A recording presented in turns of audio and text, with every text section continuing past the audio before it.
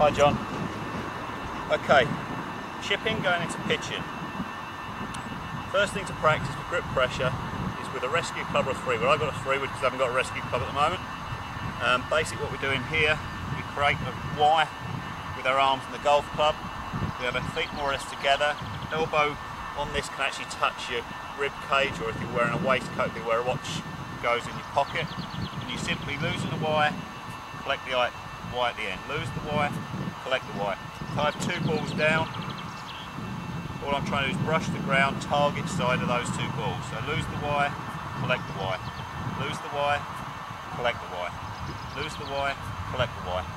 The right arm is really acting as a piston, and the weight of the club sets the back of the right hand bends. This folds slightly, just for the wrist bends. That creates the power, that's how much power I've got. Now just put that power through. There, through. If you notice a little bit of knee movement as I go through the ball. Back, through. So with the ball in the middle, simply lose the Y back, collect the Y through. Trying to keep the club underneath the hands. There, lose the Y, collect the Y. There, go that a little bit more. You determine how far you want to hit it. Grip the club accordingly.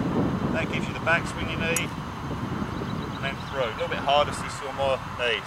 Once you've got that, that's really for grip pressure. Once you've got that for the grip pressure, then what I suggest you do is get a 7-iron or a 5-iron.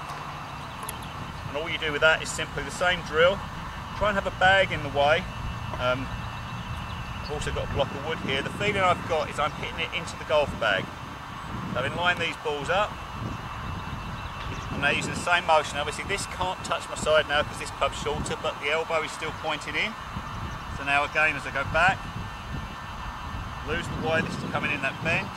And all I'm doing is extending my tricep, and I'm trying to get parallel with that piece of wood or hit the ball into the bag. It's there, hit the ball into the bag, parallel with a piece of wood. Again, whatever power I need, into the wood, I'm moving through. Once you get the hang of that, all you then do is go to your pitching wedge. Now it's exactly the same motion. Again, we're just right at the bottom of the grip. But our stance, we're going to Y elbows opposite our hips, and back, and throw. There's address, there's impact. As we move that back, the wrist will bend to our impact condition. We just turn that through the ball. So there, lose the Y, collect the Y, and take a piece of wood. You feel like you're hitting the ball into the bag. The loft of the club gets it up, you're just hitting into the bag, you're making a hole there, which mine's getting quite deep already. Power you need here, that's impact. Move through, brush, just go through. It's a long chip, starting to introduce the other 2 factors. On a chip shot, we were using 2 power sources, radius and muscle power, and a slight pivot on the way through but not really back. As we go to pitching, it's still the same thing. We feel from here we're getting the club into that piece of wood, hitting the ball into that bag, but the momentum is going to carry us further through. We're also setting up to get more power. So now we're going to go to the second quarter, or half grip. If I go half grip, what I've now got to do is go half stance. So I've got half grip, half stance. Now again, all I do there to get my power, I'm now in my impact condition and deliver it through. Here, I'm in my address, impact condition, deliver it through the ball. So half grip, half stance, just deliver. You decided how far you want to hit it before you start. Depending on how far is where you grip the club, then there's your stance. The stance is controlling the pivot, the width of feet. Where we hold is controlling the radius, and obviously the pivot then controls whether we're using velocity power or not. We're just introducing velocity power. If we want to hit that a bit further, still feeling that we're getting level with this piece of wood, but now if we want to hit that a bit further, the name of the game here, 3/4 grip, 3/4 stance. Going back, same movement through, and then on. So we've got half grip, half stance, here, lift through, 3/4 grip, 3/4 stance, gets us back further, through and on. Your basic shot for this is really, you've got two things.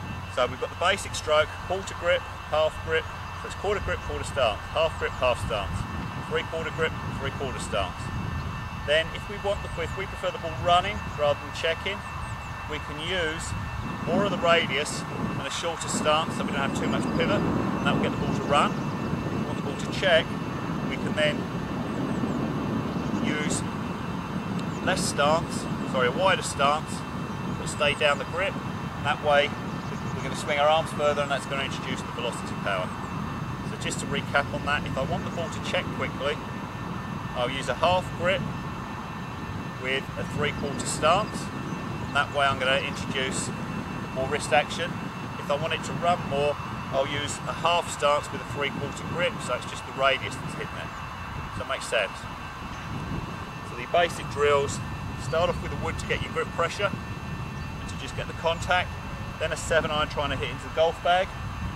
As you get the hang of that, then go up to the wedge, then do quarter grip, quarter stance, half grip, half stance, 3/4 grip, 3/4 stance.